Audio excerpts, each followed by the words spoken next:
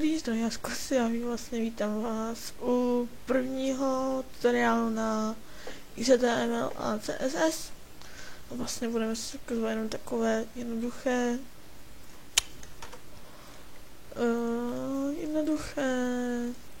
příklady, protože to stačí pro vlastně první epizodu nebo díl našeho tutoriálu, takže vlastně dál to dělat vlastně v PS Podu, protože ten se mi to zdá asi nejlepší, no jsou ještě lepší, ale nám stačí PS Pod, takže vlastně mám tady připravené vlastně takové základní prostě kódování. Takže vlastně hlavičku, to je vlastně hit, to musí, protože bez toho asi neděláte správně web, takže dám do popisku videa vlastně odkaz na stažení PS Padu a tady vlastně tuhle, jak to říct, přepřipravenou šablonu, ano, šablonu. Takže vlastně si to hned uložíme a budeme si ještě vysvětlovat, takže začneme od té hlavičky. Takže contact type, to je vlastně kódování, takže když budete mít UTF-8, to je přesně pro češtinu, ale musí teda v spadu formát a UTF-8, protože bez toho by to nefungovalo.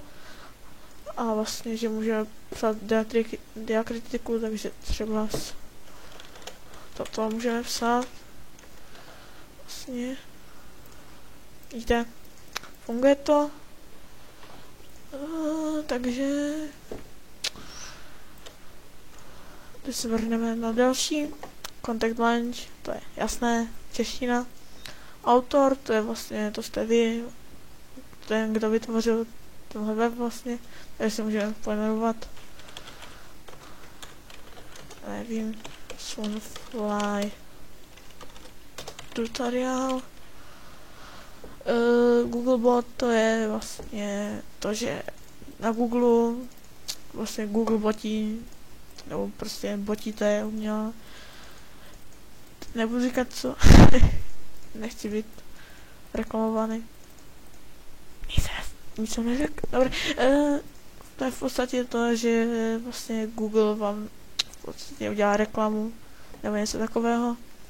Robots, to je to samé. Keywords, to je vlastně keywords. Vlastně třeba jak máte na YouTube, prostě, jak bych to řekl. No, prostě. Ne, jak to říct? Počkejte, já jsem nepodíval se. No to je jedno. Takže vlastně v podstatě, že dáme třeba koci, Sunfly, tutorial. Já si možná potom vzpomenu. Musím to vlastně oddělit čárkou a mezerou. Takže dáme ještě třeba XHTML, CS, grafika. A to všechno, tak vložíme si zase description, to je vlastně takový popisek webu, takže toto je testovací web, nebo ne, toto je tutorial na první web, takhle. Tečka. Shortcut icon, to si ukážeme až dalším díle. Style shed, to je vlastně styl, to si taky ukážeme v dalším díle. A tyto to už je vlastně nadpis, takže si dáme třeba můj první web. A vlastně více můj první web, takže to je vlastně ten, jak jsem to říkal, nadpis. A takže už přejdeme vlastně k normálnímu kódování, takže nějaké ty jednoduché větičky. Takže uděláme si třeba normální text. Vítejte na našem webu. Když tak dáme ctrl a enter, tak se nám udělá vlastně nový řádek. A to celkem někdy používám. Je to spíš kaskádovým stylem anebo něco takového. Takže vlastně nebudu si to vnímat. To je prostě, že dá to nový řádek, prostě to nevadí. To teď nebudu nějak rozebírat. Pak vlastně, že dáme B a to je tučný text, takže zkouška tučného textu.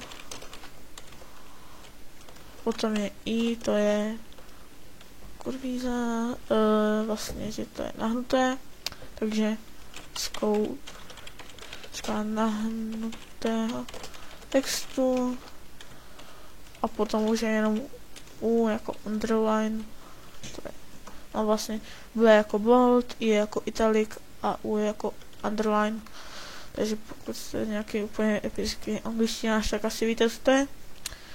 Takže vlastně zkouška podtrženého textu. To už si dáme zase do těch našich. Tak. Vidíte na našem webu, zkouška tučného textu, nahnutého textu a zkouška podtrženého textu. Takže to by nám zatím fungovalo. Teďka. Pak existuje ještě vlastně, nevím jak to popsat, tabulka, takže to s tím už se nezabývám, protože to vlastně bylo sakra.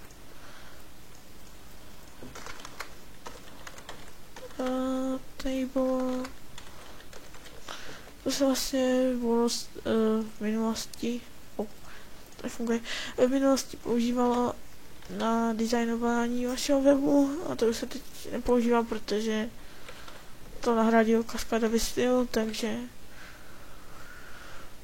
v podstatě je to teď jednodušší a lepší a nic víc tomu neřeknu, takže